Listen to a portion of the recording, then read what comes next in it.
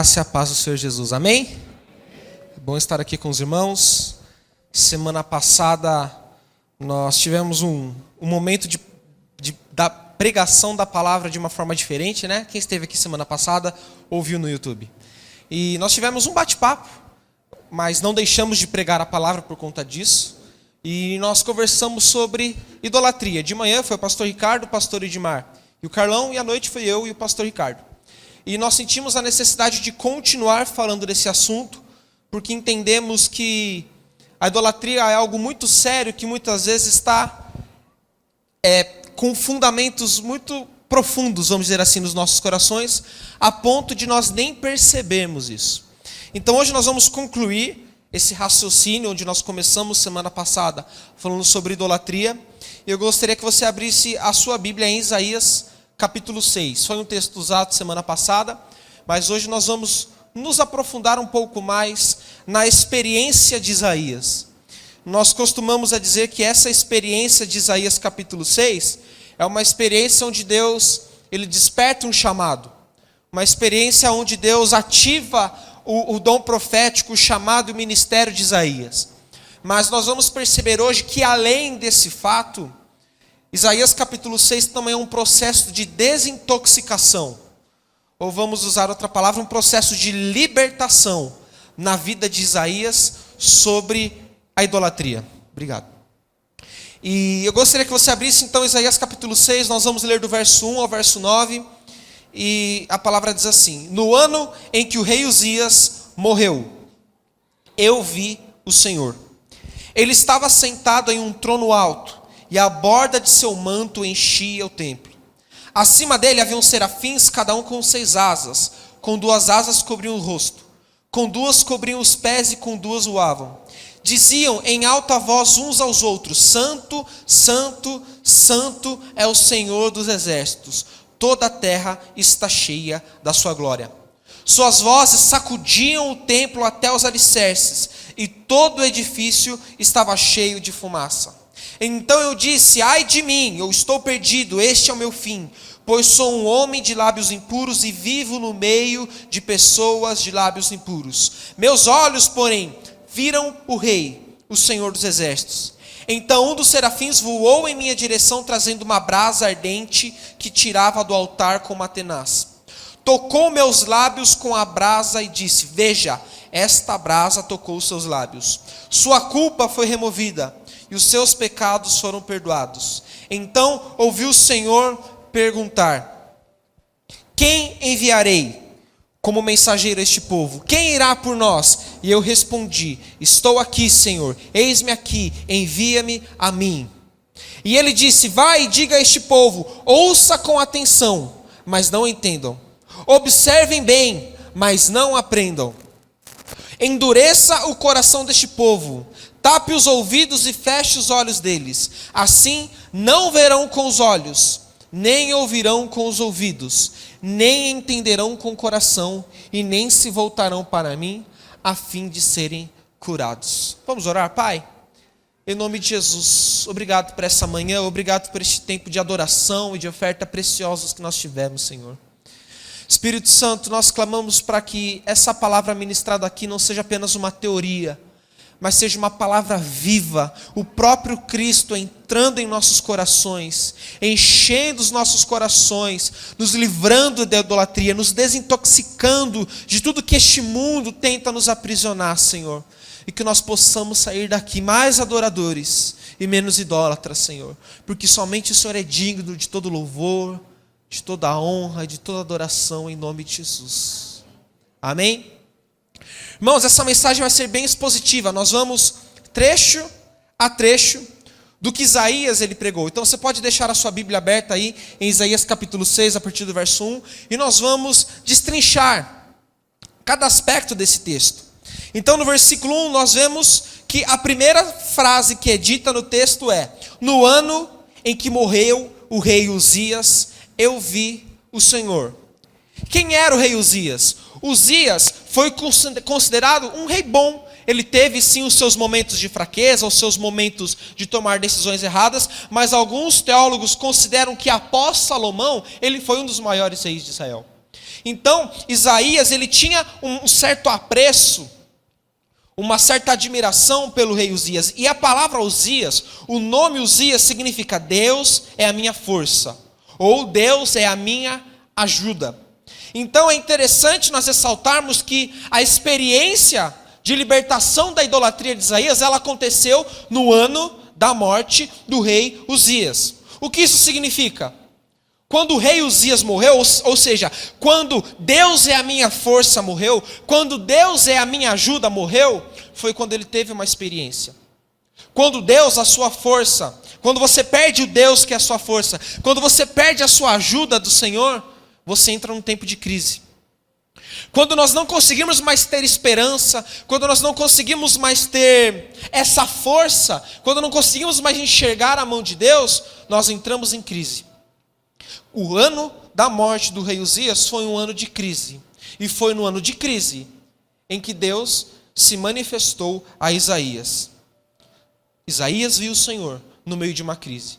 O Senhor quer nos libertar da idolatria e para isso provavelmente nós precisamos ser levados à crise. Nós precisamos ser levados ao deserto. Nós precisamos ser levados ao confronto. Para que então nós possamos ser livres da idolatria e então nós possamos ver o Senhor. Deus prefere te ver na crise do que na idolatria. Deus prefere te ver muitas vezes com limitação de recursos, com limitação de prosperidade, do que te dar recursos, do que te levar a um tempo de prosperidade e isso se tornar um ídolo no seu coração. Então a crise é uma ferramenta de Deus para nos libertar da idolatria. Então muitas pessoas, elas não prosperam, elas não avançam, elas às vezes não conseguem casar, elas não conseguem ficar por muito tempo no emprego, elas não conseguem se estabilizar em nada na vida, por quê? Porque ela tem um coração propenso à idolatria, e toda vez que ela vai ser levada a um novo nível de prosperidade, Deus vê que o coração dela não está pronto, então Deus permite que ela volte à mesma crise que ela estava antes, para que aquilo não se torne um ídolo no coração dela. E talvez esse seja o motivo que você está aqui hoje e ouve e entende por que não consegue romper em algumas áreas da vida. Porque essa área que você não está rompendo pode ser um ídolo que Deus não quer que você se entregue mais a Ele. Então Deus permite a crise para que nós possamos nos voltar a Ele. No ano em que morreu o rei Uzias. Deixa eu te perguntar, qual é o rei que tem que morrer na sua vida hoje para você ver o Senhor? Qual rei que está reinando no seu coração, que precisa morrer hoje, para que você possa falar, no ano em que o rei da avareza morreu no meu coração, eu vi o Senhor. No ano em que o rei da lascívia que habitava no meu coração morreu, eu consegui ver o Senhor. No ano que eu entrei em crise, porque eu não aguentava mais passar por aquela situação, e aquela situação estava me consumindo, e aquilo me levou a uma crise naquele ano, naquele momento, naquele dia, naquele culto, naquela célula, naquela vigília. Eu vi o Senhor. Hoje é uma manhã onde reis serão destronados e um único rei será entronizado no nosso meio. Mas que o seu coração esteja aberto e você possa responder ao Senhor da mesma forma como Isaías respondeu ao Senhor. E o versículo continua. Ele viu o Senhor, mas ele não apenas viu o Senhor. A Bíblia diz que ele viu o Senhor assentado em um alto e sublime trono. Deixa eu te falar uma coisa. Deus, ele é soberano. Não existe trono maior que o trono de Deus. Não existe autoridade maior que a autoridade de Deus. Não existe poder maior que o poder de Deus. E nós precisamos ter a consciência disso. Toda vez que nós nos voltamos para um ídolo, é porque nós cremos que ele é mais poderoso do que Deus naquela área. Se idolatramos o dinheiro, é porque cremos que Deus não é poderoso o suficiente para nos suprir financeiramente. Então nós precisamos de outros ídolos para nos suprir. Porque o bezerro de ouro foi construído quando o povo achava que Moisés não ia descer mais com uma resposta de Deus. Quando você acha que Deus não pode te responder, você cria um bezerro de ouro. Quando você ora, como o Éder disse aqui, por muito tempo, e você não vê resposta, eu vou precisar criar minha resposta. Eu vou precisar criar um Deus que possa dar a minha resposta, porque o Deus não está me respondendo dentro do tempo que eu espero. Mas quem determina o tempo, somos nós ou o Senhor? Então, assentado em um alto e sublime trono, significa que nós precisamos ter a consciência da grandeza de Deus. De que Deus ele continua soberano, mesmo diante de um mundo caído, mesmo diante de um mundo corrompido, mesmo diante de um mundo tenebroso. Deus continua soberano e Ele me tem nas palmas de suas mãos. Quando olhamos para o Senhor e vemos que o seu trono é maior do que todo trono, maior do que a política, maior do que qualquer solução que nós possamos encontrar nessa terra, maior do que colocar a minha esperança numa pessoa, maior do que colocar uma esperança no meu casamento, seja o que for, eu posso confiar de que o trono de Deus é maior e que Deus governa eternamente. Deus em nenhum momento perdeu o seu trono. Deus em nenhum momento perdeu o seu poder. Ele é todo poderoso e Ele também é todo bom. Deus é amor e Deus é poder. Nós precisamos crer nessas duas coisas e resolver no nosso coração de que Ele está no controle de tudo. Porque toda vez que o poder de Deus é colocado em xeque, nós somos tentados a nos voltarmos para ídolos. Toda vez que questionamos a soberania de Deus, nós somos tentados a criar bezerros de ouro. Então, estar assentado em um alto sublime trono é para nos mostrar que Ele continua reinando para sempre. E ele conclui o versículo 1 dizendo: e a borda do seu manto enchia todo o templo. O manto, as vestes na Bíblia, muitas vezes apontam para a autoridade. Então, quando a Bíblia diz que o manto enchia o templo, nós precisamos entender que Deus ele também é autoridade sobre as nossas vidas. Você pode crer que Ele é bom, você pode crer que Ele é poderoso, mas nós precisamos reconhecer que Ele tem autoridade sobre as nossas vidas. Porque Jesus morreu e com preço de sangue nos comprou para si. E agora a nossa vida não é mais nossa, a nossa vida é do Senhor Jesus. Ele tem toda a autoridade sobre mim e sobre você. E quando a Bíblia diz que as vestes, as bordas de suas vestes enchiam o templo no Antigo Testamento, a casa do Senhor, hoje nós queremos que o templo somos nós como igreja. E como igreja somos a habitação do Espírito Santo, amém? Então a borda encher o templo aqui nos mostra que existe uma autoridade de Deus sobre a vida da igreja. A igreja não deve ser idolatrada, amém? Mas a igreja ela tem que ser vista como uma autoridade de Deus na terra. E se nós não conseguimos enxergar a igreja como uma autoridade de Deus na terra, nós também vamos nos voltar para outras instituições e adorá-las. Você pode começar a idolatrar sua família. Você pode começar a idolatrar a política, você pode começar a idolatrar o seu trabalho, a sua empresa, porque é a empresa perfeita, é a empresa dos sonhos, eu tenho inúmeros benefícios, eu sou muito bem tratado aqui, e aí aquela instituição vira um altar de adoração. E até mesmo a igreja pode se tornar, não, porque agora eu estou na igreja perfeita, não, porque agora a comunidade Casarão, pastor Ricardo, é Deus no céu, pastor Ricardo na terra e meus irmãos aqui, os anjos. Até que você ouve uma palavrinha que deixa muitas pessoas endemoniadas. Não. Sabe o que faz você quebrar um ídolo no seu coração? É você ouvir um não dele. Quando você ouve um não do seu objeto de idolatria, você quebra ele e vai buscar um outro ídolo que vai te falar sim. Então a igreja ela é a autoridade de Deus na terra sim, mas ela não deve ser idolatrada. Ela deve ser respeitada. E você deve dar ouvidos a ela, porque é através dela que vem a palavra do Senhor para a sua vida, para que você seja livre de toda idolatria. É nela que encontramos força para quebrarmos os ídolos dos nossos corações. Sabe qual é o perigo do ídolo do coração? É porque é muito mais fácil você quebrar uma imagem de barro, que você pode pegar uma marreta e quebrar, do que você quebrar um ídolo do coração que você não vê e que às vezes você nem percebe que está ali. Eu não estou falando que você tem que sair daqui com uma reta e quebrando tudo quanto é imagem que você vê na rua, não. Que nós temos que olhar o quê? Para a trave que está nos nossos olhos antes de olhar para o cisco que está no olho do nosso irmão. Então essa é uma manhã de nós nos voltarmos para aquilo que está no nosso coração e enxergarmos. Será que eu estou respeitando a autoridade de Deus? Será que eu enxergo Deus como uma autoridade na minha vida? Será que quando eu ouço a palavra de Deus eu entendo que é Deus falando comigo? Ou eu sempre vou jogar, nossa, se aquele irmão tivesse vindo no culto hoje, Deus tinha falado com ele, mas que pena que ele faltou. Não, essa palavra é para você que está aqui hoje. Então nós precisamos entender que o manto, quando enche o templo, fala da autoridade do Senhor para as nossas vidas. E no versículo 2, Isaías continua descrevendo a visão. Acima dele haviam serafins, cada um com 6 asas, com 2 cobriam o rosto, com 2 cobriam os pés, e com 2 voavam. O que esse texto está descrevendo aqui, de forma resumida, significa que os anjos tinham temor a Deus. Todos nós temos temor. A questão é que o nosso temor ele vai se voltar para o nosso Deus. Se você não teme ao Senhor dos Exércitos, ao Deus vivo, você está temendo algum ídolo. E se você está temendo algum ídolo, pode ser que você não esteja temendo ao verdadeiro Deus. Temor é profundo respeito, reverência e dedicação. Temor não é um medo. Deus, qualquer coisinha que eu fizer agora, Deus vai me punir. Não é isso. Mas nós devemos ter profundo respeito e admiração. Temor do Senhor. E não a ídolos. Porque quando tememos ídolos, esse temor se transforma em medo. E agora nós ficamos presos aos ídolos porque temos medo das consequências de abandoná-los. Talvez o seu ídolo aqui seja um pecado sexual.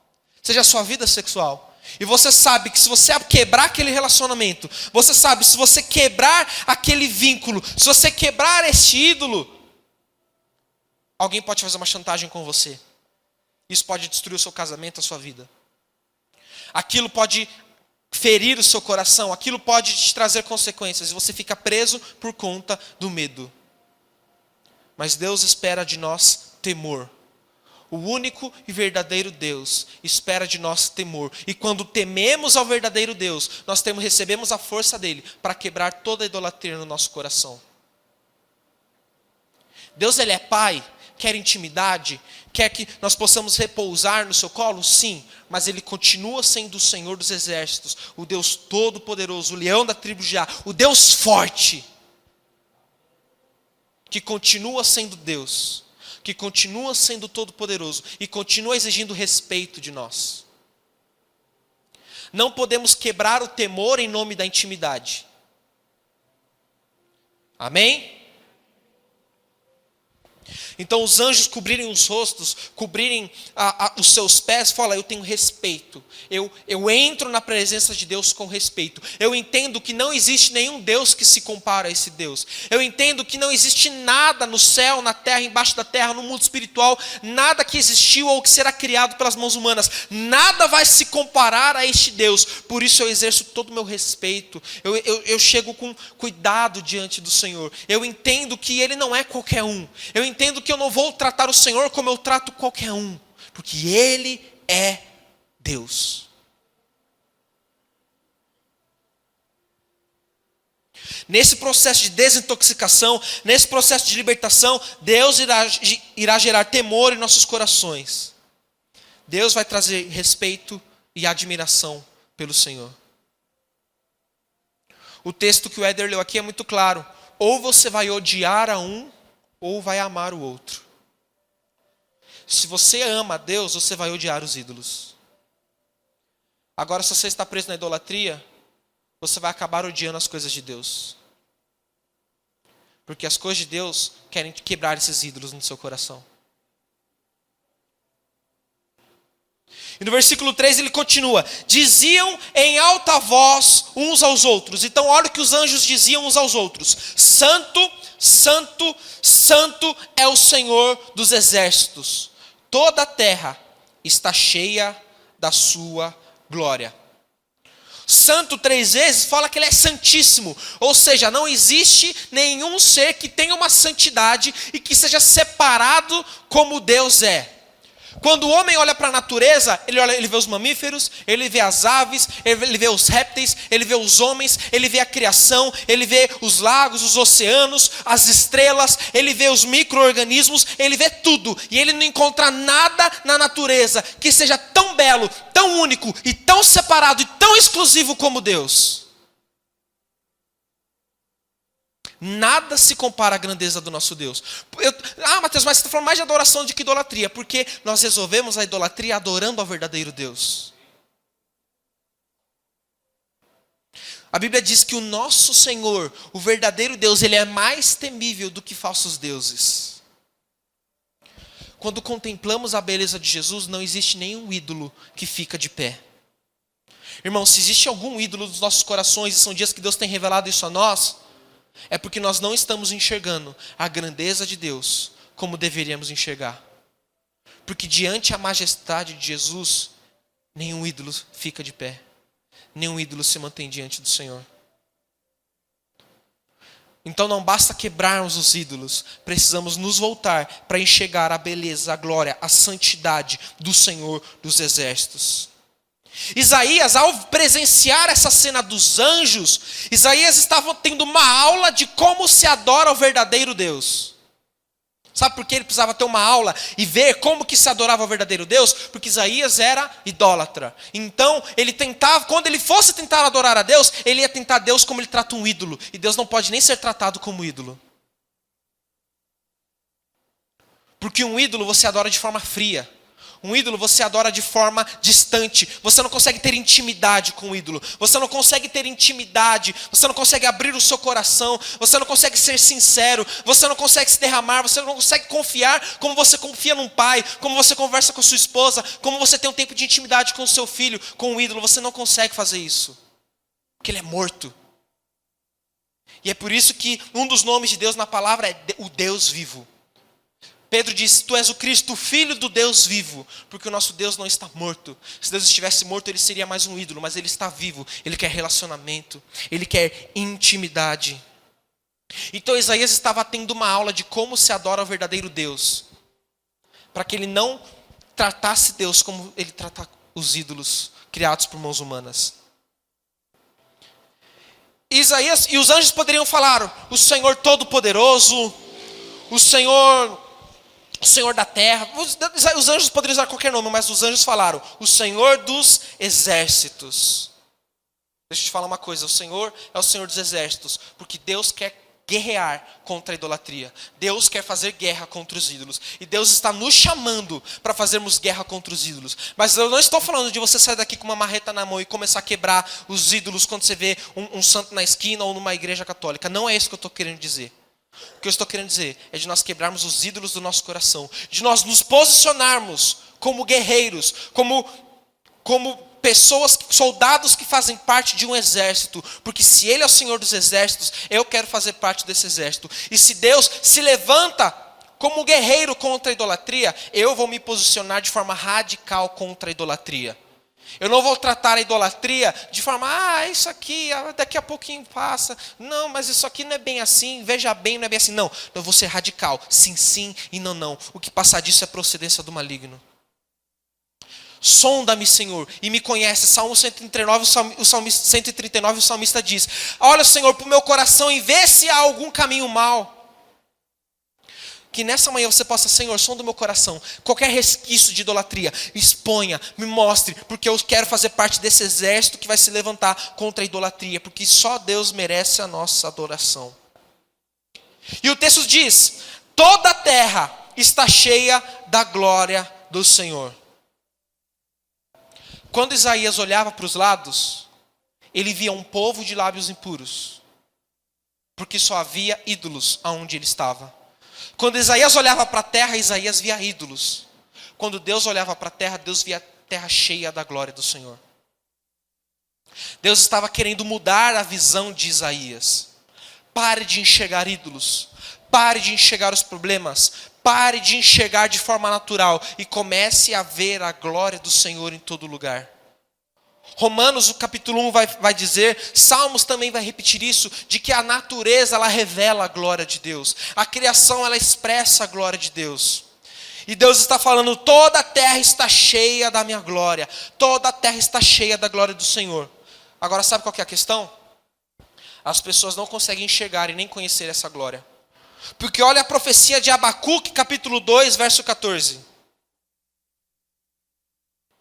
Abacuque, capítulo 2, verso 14 diz assim, porque a terra se encherá não da glória do Senhor, Ela se encherá do conhecimento da glória do Senhor, como as águas cobrem o mar. Porque a glória do Senhor já está aqui, mas nós não conhecemos essa glória como deveríamos. Então, quando nos voltarmos e enxergarmos a glória do Senhor, que é revelada em Jesus Cristo, nós vencemos a idolatria. A glória do Senhor já está sobre essa terra. A glória do Senhor já é manifesta quando você está na célula, quando você está no culto, quando você tranca a porta do seu quarto e vai fazer o seu devocional. Ali está a glória do Senhor. O que nós precisamos fazer agora é crescer no conhecimento dessa glória. Deus nos chama para crescer no conhecimento da sua glória e espalhá-la por toda a terra, anunciando os seus grandes feitos, anunciando o seu poder, anunciando a sua beleza, anunciando o evangelho de Cristo. A terra já está cheia da glória do Senhor. O que falta é fazer as pessoas conhecerem essa glória. E em idolatria nós não conseguimos anunciar essa glória. Porque se nós nos tornamos semelhantes aos ídolos, nós não teremos glória do Senhor. Porque ídolo não tem glória. Agora, se nós nos tornamos semelhantes ao Senhor Jesus, nós podemos expressar essa glória que Cristo colocou em nós para anunciar o Evangelho. E é para isso que o Senhor tem nos chamado. Porque enquanto perdemos tempo na idolatria, nós não conseguimos cumprir o propósito de Deus para as nossas vidas. Versículo 4. Suas vozes sacudiam o templo até os alicerces, e todo o edifício estava cheio de fumaça. Então a Bíblia diz que quando a voz do Senhor ecoava, os alicerces, os fundamentos eram sacudidos. Irmão, que nessa manhã a palavra do Senhor venha abalar os seus fundamentos, venha abalar os nossos alicerces, para que nós nos voltemos ao Senhor. A idolatria é algo cultural no Brasil. Por isso que muitas vezes nós não percebemos a idolatria em nossos corações. Muitas vezes nascemos imersos na idolatria. E aí nos convertemos e simplesmente porque tiramos a imagem dentro de casa, a gente acha que está resolvido. Mas não adianta tirar a imagem de dentro de casa e não tirar de dentro do coração. O povo do Egito, quando ele saiu do Egito, antes de sair do Egito, Deus fez as 10 pragas, está lembrado? As 10 pragas do Egito. Cada praga era referente a um deus egípcio que precisava ser envergonhado. Cada uma das 10 pragas era uma forma de Deus envergonhar e expor uma idolatria do Egito. Por que Deus fez isso? Porque se Deus não faz isso, o povo ia sair com muito mais idolatria do coração. O povo ia sair confiando. E toda vez que eles precisassem, eles iam se voltar para aquelas idolatrias. Então Deus precisou quebrar aquela idolatria, envergonhando aqueles deuses falsos do Egito, para que o povo pudesse sair do Egito. E mesmo assim, o povo continuou idólatra. Olha, aqueles 10 deuses do Egito que foram envergonhados, nós não podemos confiar mais. Deus já envergonhou eles. Moisés ainda não desceu do monte com a palavra do Senhor. Então vamos criar um novo ídolo. O problema não é o ídolo que está na sua frente. O problema é o coração do homem que é enganoso. Porque se não tiver nenhum ídolo, o homem vai criar um ídolo. Porque o problema está dentro do coração do homem. Por isso que a voz do Senhor precisa sacudir os alicerces, porque a voz do Senhor precisa confrontar nossos fundamentos, nossas crenças, nosso estilo de vida. Precisamos parar e refletir no que de fato eu creio. Se eu creio que Deus é todo poderoso, e eu creio que Deus é totalmente bom, por que eu fico ansioso quando eu não tenho dinheiro para pagar uma conta? Por que eu fico ansioso quando eu recebo um exame falando que eu estou doente? Porque se eu creio que Ele é totalmente bom, Ele é totalmente poderoso, eu vou me voltar ao Senhor e Ele vai me trazer paz. Porque eu confio que todas as coisas cooperam para o bem daqueles que amam a Deus, que são chamados pelo teu propósito. Então eu posso descansar no único e verdadeiro Deus, porque Ele é todo poderoso, Ele é todo bom. Os nossos alicerces precisam ser sacudidos, irmãos. Nossos fundamentos, nossas raízes precisam ser abaladas. Hebreus vai dizer que Deus vai fazer abalar todas as coisas para que apenas as inabaláveis permaneçam. Se a sua vida tem sido abalada nesses dias, é porque Deus quer que permaneça somente aquilo que tem fundamento, somente aquilo que tem raízes. E tudo aquilo que não tem fundamento, que é abalável, será abalado em nossos corações. Então todo fundamento, toda crença baseada em idolatria, Deus vai cair por terra, vai fazer cair por terra nesses dias. Todo raciocínio, toda forma de pensar, toda crença que nós temos, que não seja confiar somente em Deus, será abalada nesses dias pela voz do Senhor. A Bíblia diz que o templo era cheio de fumaça, fumaça da glória de Deus. Irmão, quanto mais nos voltarmos a ouvir a voz do Senhor, quanto mais nos voltarmos a sermos cheios da sua glória, mais os nossos fundamentos serão firmados em Cristo, e mais os fundamentos que estão em qualquer outra coisa que não seja o Senhor serão abalados. A idolatria é algo muito sério, nós já compartilhamos aqui semana passada. Muitas vezes ela é imperceptível. Quantas vezes você trancou a porta do seu quarto essa semana? Sozinho, deixou o celular para fora. Teve um tempo onde você pôde meditar na palavra de semana passada e falar: Deus, há algum ídolo no meu coração que eu não estou enxergando? Meditar na palavra do Senhor. A Bíblia diz que José, pai de Jesus, quando ele teve a experiência com o anjo, que foi anunciar o nascimento de Jesus, ele teve essa experiência enquanto ele estava meditando no que Maria falou para ele. Muitas vezes Deus vai falar coisas para nós se nós pararmos para meditar. Você conseguiu parar essa semana para meditar se existe um ídolo no seu coração? Você conseguiu parar essa semana, abrir a Bíblia e falar assim: o som do meu coração me conhece? Se nós não pararmos da vida agitada, que pode ser um ídolo também, se nós não pararmos um tempo e falar: esse tempo aqui é exclusivo do Senhor, nem filho, nem marido, nem esposa, nem trabalho, nem célula, nem liderança, nem pastor, nem anjo, nada vai me tirar desse tempo que eu vou ter com o Senhor. E aí você vai para aquele lugar e fala: Deus, quais são os ídolos que estão no meu coração? O que o Senhor quer falar comigo aqui? Porque se nós limitamos a nossa vida com Deus num culto, o culto é o nosso ídolo. É forte o que eu estou falando, irmãos. Eu não estou pregando contra o culto e falando que você tem que parar de ir para o culto. Mas eu estou falando que se a gente coloca toda a nossa esperança em uma reunião de 2 horas, o que é o nosso cristianismo? Se é um Deus que quer se relacionar conosco todos os dias, em todos os momentos. Por isso precisamos parar, fechar a porta do quarto e falar: Senhor, fala comigo. Quais são os ídolos do meu coração? Será que essa célula que eu estou liderando é um ídolo? Será que eu estou cuidando de vidas porque o resultado e os benefícios e a recompensa da liderança é o meu ídolo? Será que eu estou transformando essa igreja num ídolo? Será que eu confio mais no meu pastor, no meu líder, no meu discipulador? Será que eu confio mais em algum irmão que toda hora está ali, conta comigo, eu estou aqui porque você precisar, do que confiando no Senhor? É simples, quando você tem um problema, você procura primeiro o pastor, o seu líder, ou você tranca a porta e vai falar com Jesus? Eu não estou falando que você não deve procurar o pastor, o líder e pedir conselhos, é bíblico. Mas o que vem em primeiro lugar? O WhatsApp do líder ou o joelho dobrado no quarto? Algumas coisas nós precisamos falar porque parece legal, parece certo, tem algo de Deus no meio, mas não podemos transformar em idolatria. A igreja é de Deus, amém? Seu líder é de Deus, amém? Seu pastor é de Deus, amém? Mas ele não é Deus.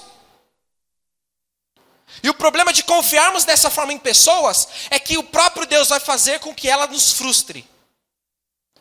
Deus vai pegar o erro do seu líder, do seu pastor, daquela pessoa que você está idolatrando e vai esfregar na sua cara para você conseguir enxergar que ele é homem igual você. O problema disso é que isso pode te frustrar ao ponto de agora você desviar. Se quando você se frustra, você se decepciona com homens, você abandona a fé, é porque a sua fé nunca esteve em Jesus, esteve em homens. Se frustrou, se resolve, não conseguiu resolver, muda de igreja, mas continua servindo a Jesus.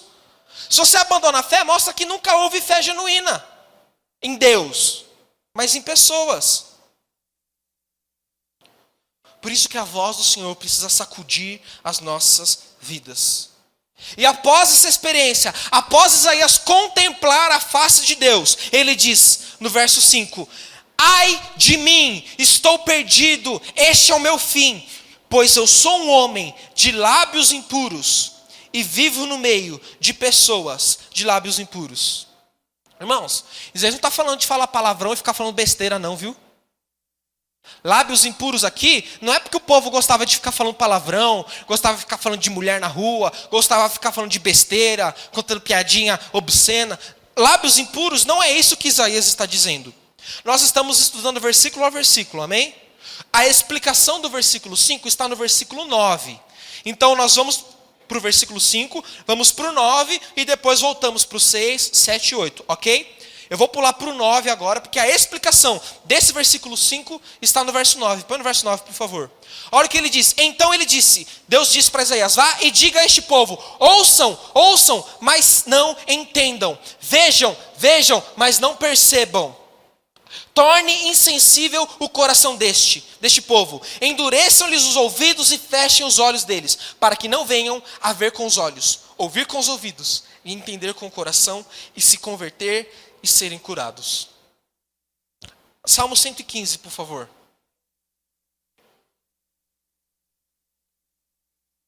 Os lábios impuros aqui está falando de idolatria. Então, diante a majestade de Deus, qual que é o primeiro pecado que Isaías reconhece? O da idolatria. Sabe por quê? Eu vou te mostrar daqui a pouco em Colossenses que praticamente todo pecado se origina de um coração idólatra. Vamos ler o Salmo 115. Não a nós, Senhor, não a nós, mas ao teu nome a glória, por amor da tua misericórdia e fidelidade.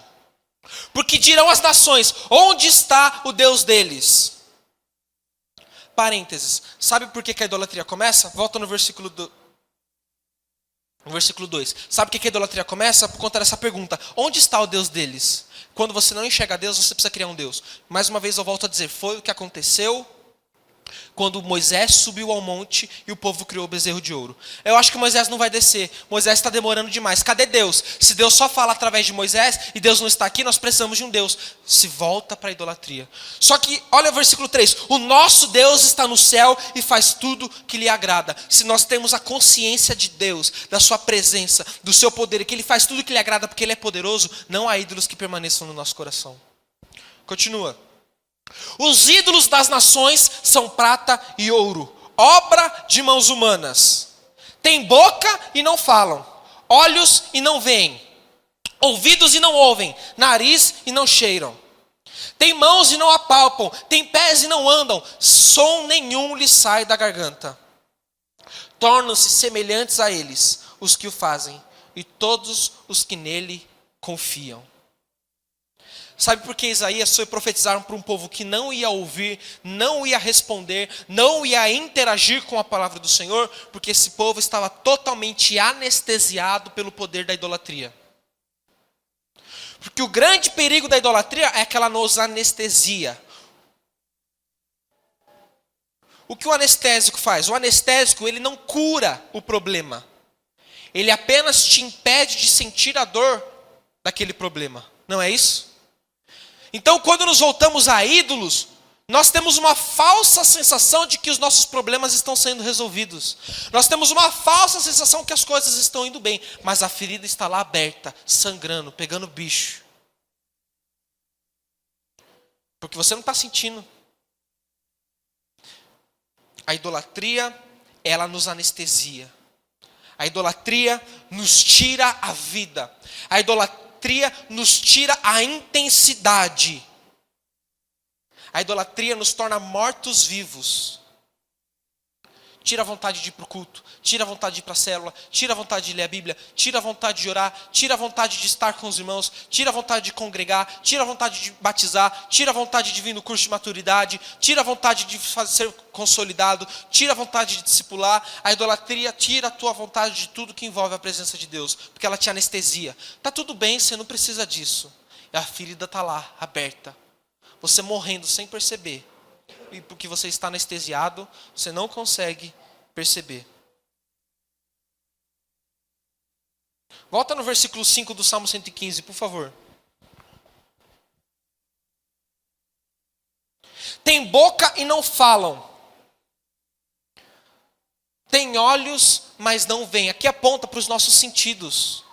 O nosso contato com o mundo. O nosso contato com as pessoas. A nossa forma de perceber a realidade. Sabe por que talvez a sua família está um desastre? Porque você idolatra a sua família. Ou idolatra outras coisas e abandona a sua família. Porque ídolos exigem sacrifícios. E normalmente são sacrifícios de sangue, de vida. Você tem que sacrificar a sua família. Você tem que sacrificar aquilo que Deus preza, que é a vida. Tudo aquilo que tem vida, o ídolo vai pedir como sacrifício. Uma pessoa que está viva, ela fala, ela abre o olho, ela pisca, ela se movimenta, ela respira. E é tudo que o ídolo para de fazer. E o texto diz que nós nos tornamos semelhantes a ele. A gente para de enxergar a necessidade do próximo. A gente para de ter a oportunidade de pregar o evangelho. Tem boca, mas não falam. Quem está preso na idolatria não consegue pregar o evangelho. Não consegue falar do amor de Jesus. Não consegue abrir a boca para pedir ajuda. Para que eu vou pedir ajuda para o meu líder? Ele vai sair fofocando para todo mundo? Para que eu vou falar? Não vai resolver o meu problema? Para que eu vou pregar o evangelho? A pessoa merece sofrer. Olha o que ela está fazendo na vida. Tem olhos, mas não veem. A pessoa está sofrendo do seu lado e você não enxerga. Seu filho está dentro da sua casa, gritando por socorro e você não enxerga. O pastor Edmar me mandou uma mensagem ontem, me mostrou. Um adolescente de 13 anos matou a mãe e o irmão e quase matou o pai. Não matou o pai porque o pai escapou com um tiro no tórax. Por quê? Porque o pai tirou o celular. Não é fake news. Pode pesquisar. Ele matou a mãe e o irmão. O pai não estava em casa. Normalmente, às vezes, a pessoa faz uma besteira dessa, na hora ela já... Ele esperou o pai chegar, maquinou, a hora que o pai chegou, atirou no pai de novo. Atirou no irmão pelas costas. Isso não aconteceu da noite para o dia. Com certeza haviam ídolos naquela casa que fez que tanto os filhos como os pais não conseguissem enxergar uns aos outros ali. Não estou julgando esse caso específico, mas estou falando que muitas coisas acontecem dentro da nossa casa. E a gente fala, meu Deus, eu nunca imaginei que isso ia acontecer com meu filho. Eu nunca achei que isso ia acontecer com a minha mãe, com meu pai, com meu irmão. Mas isso está há tempos acontecendo e nós não enxergamos, porque somos idólatras. Porque temos olhos, mas não enxergamos o que está acontecendo embaixo dos nossos narizes. Dentro de casa. Próximo. Tem ouvidos e não ouvem. Ouve a palavra, vem no culto, sai daqui, parece que nada aconteceu. Parece que nada mudou. Eu me assusto, às vezes eu chego numa célula, a gente vai compartilhar a palavra, a pessoa ela não consegue lembrar nada da palavra. Nada. O que foi pregado mesmo? Você foi no culto? Fui. Você acompanhou o grupo no WhatsApp da semana, compartilhando a palavra, falando sim. O que foi pregado? Não lembro. Por quê? Porque ouve mais a Netflix, ouve mais o TikTok, ouve mais besteira e aí fica anestesiado, não consegue ouvir o que de fato tem que ouvir. Se aconselha a pessoa, ela vai lá, vira as costas e faz 100% ao contrário do que você falou. Tem nariz e não cheiram. Não consegue voltar. A Bíblia diz a respeito da fumaça, da glória do Senhor. Eu vou espiritualizar o extremo aqui agora. Fumaça, você sente o cheiro. Não consegue estar atento à glória do Senhor. Não consegue estar atento à fumaça da glória quando ela está no ambiente, quando ela está num lugar. Não consegue estar no culto e fica assim. Quando que vai acabar esse louvor demorado a ele? Nossa, essas músicas que o Léo escolheu hoje, hein? Nossa, de novo esse louvor? Olha lá, ó, criança, não vim na fé, tá se puxando ali no chão, porque é novinho, daqui a pouco isso passa. Aí fica... Nada contra quem senta lá atrás, tá? Aí fica lá assim, ó. Quando for outro que pregar, eu vou lá para frente. Quando for outro que ministrar louvor, eu vou lá para frente. Não, quando for o meu líder, aí vai ser bom. Aí Deus está movendo, Deus está fazendo e não consegue perceber a fumaça da glória do Senhor no lugar, no ambiente. Não consegue perceber Deus movendo. Próximo. Tem mãos e não apalpam, se tornam insensíveis, não conseguem mais expressar amor, carinho, não conseguem mais expressar afeto e nem receber. Tem pés e não andam, são preguiçosos, se tornam preguiçosos. Ô, irmão, vamos fazer um quebra-gelo na célula? Vamos fazer um louvor na célula? Vamos fazer uma visita comigo? Ah, não posso, por quê? Trabalhei tanto, preciso descansar um pouquinho. Todo mundo trabalha, precisa descansar um pouquinho, irmão. Por que você é melhor que os outros? Todo mundo trabalha. E quem não trabalha, alguma coisa deve fazer. E se não trabalha, aí sim que deve fazer mais essas coisas. Mas ninguém aqui é o rei da cocada preta que vai sair por cima e vai falar, não, eu trabalho, então não vou fazer nada para o Senhor, porque eu já trabalho demais e dou meu dízimo, já era. Meu dízimo é alto, então fechou. Tem pés, mas não andam. Não consegue se posicionar para pregar o evangelho, para fazer uma visita, para ir para a célula, para vir para o culto. Aí é longe. Mas Pode ter certeza, faz a lista. Vai na festa do caqui e começa a fazer a lista do pessoal que está na festa do caqui e não vem para o culto porque é longe. Idolatria. O pastor falou que vai começar por caqui aqui no culto. Festa do caqui casarão. Som nenhum lhe sai da garganta. Chega na hora do louvor.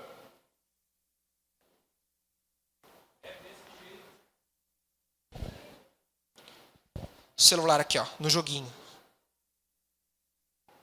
Deus está vendo você no celular na hora do culto, irmão. E a gente também.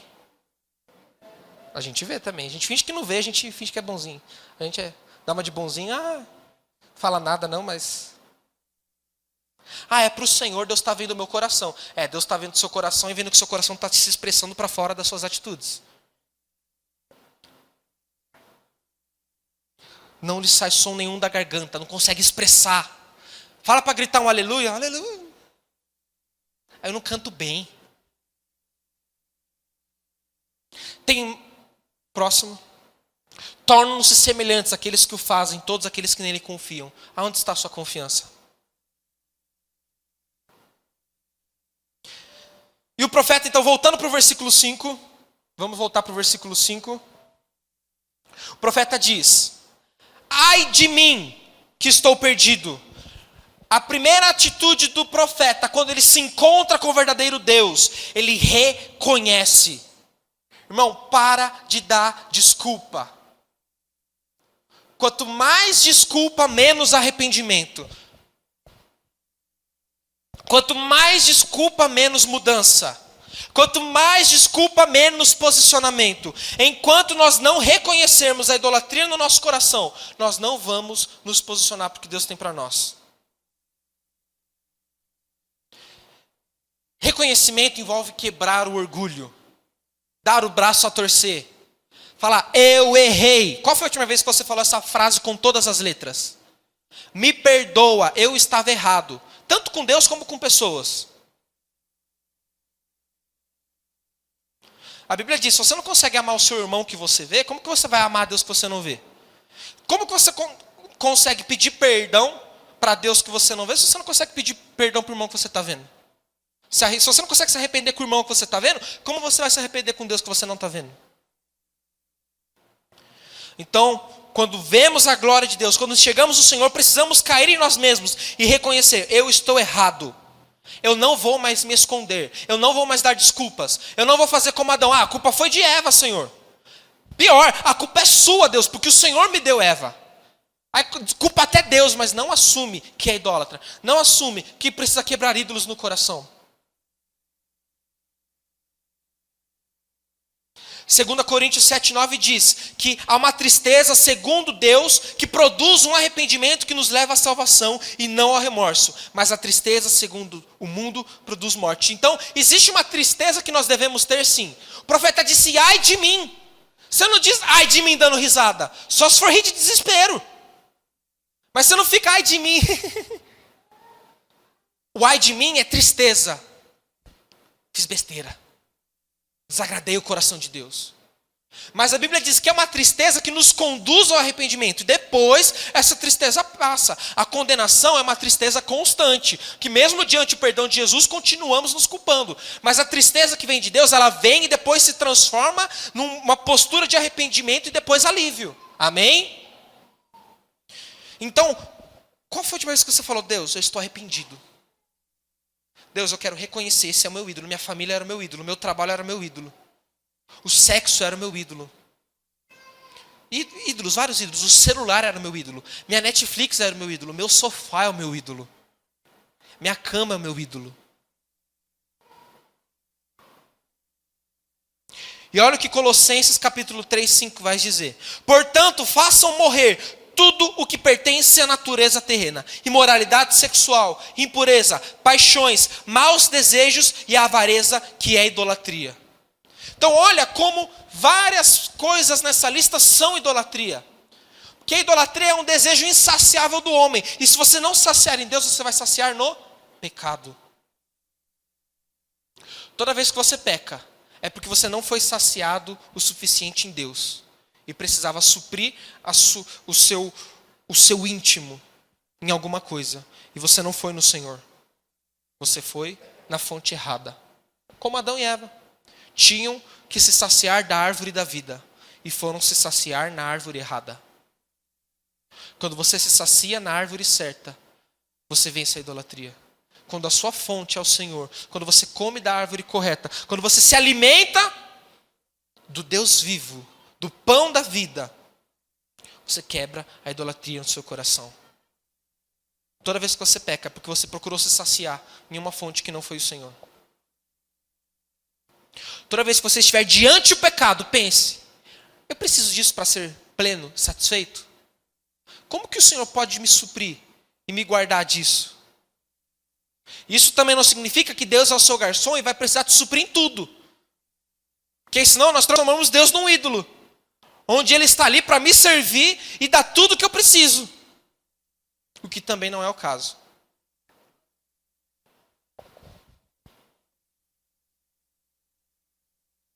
E ele continua, no verso 5. Meus olhos, porém, viram o Rei, o Senhor dos Exércitos. Mais uma vez ele diz o Senhor dos Exércitos. Deixa eu te falar uma coisa. A maior guerra que o Senhor dos Exércitos travou foi a cruz.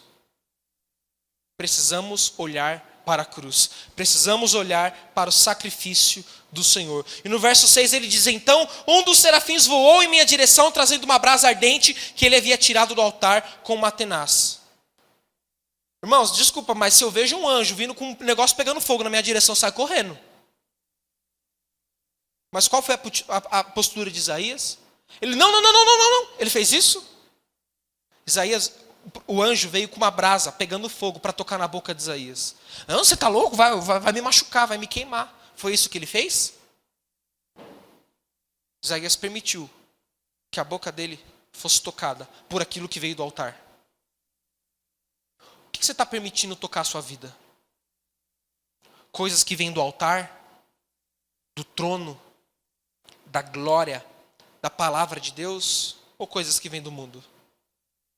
Isaías permitiu que uma brasa que veio do altar tocasse a vida dele. Mas às vezes nós permitimos que brasas que vêm do inferno toquem a nossa vida. Quando você anda com gente que não é para andar. Quando você se envolve em coisas que não é para se envolver. Quando você dá ouvidos para coisas que não é para ouvir. Essas brasas do inferno tocam e o fogo delas se espalha.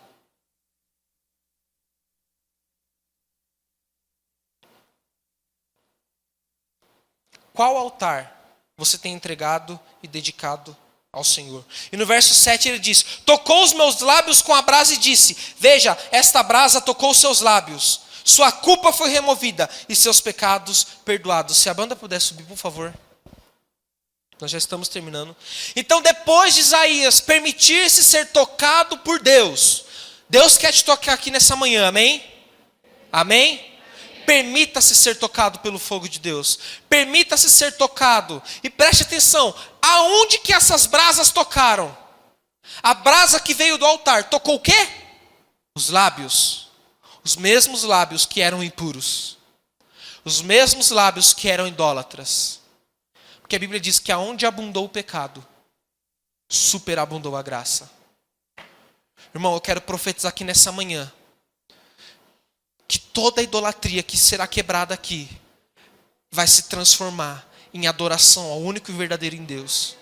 E quanto mais intenso você era na idolatria, mais intenso e mais entregue você vai ser ao Senhor. Porque Deus vai tocar o lugar da sua idolatria. Permita-se. Antes do toque da brasa vir, fale: ai de mim. Reconheça e permita que o Senhor te toque.